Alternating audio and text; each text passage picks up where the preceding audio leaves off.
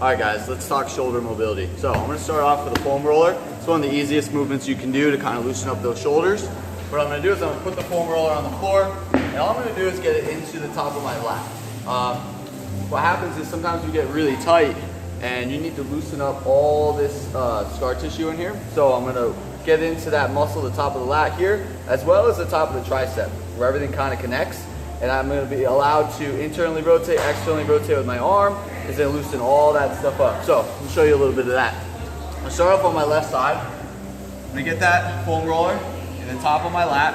And all I'm gonna do is just rock back and forth. You're gonna find a spot that kind of hurts, and when you get to that spot, you know you're doing it right.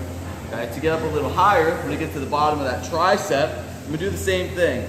I just found a spot that kind of irritates me, so what I'm gonna do is I'm gonna sit there, and I'm just gonna internally rotate and externally rotate my shoulder until it kind of starts to go away.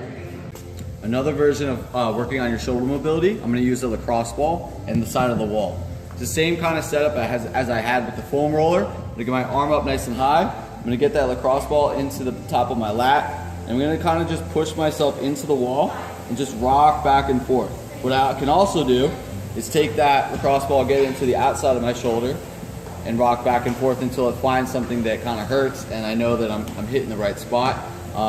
I can also take it and get it into my scapula. So put it in my shoulder blade here, or my scap, put my arm straight up, and just kind of work slowly up and down, give myself a hug, come across, big circles. And what this is gonna do is gonna loosen up all those tissues and muscle that's really tight, and it's gonna allow me to open up that overhead position. I can also do this on the floor.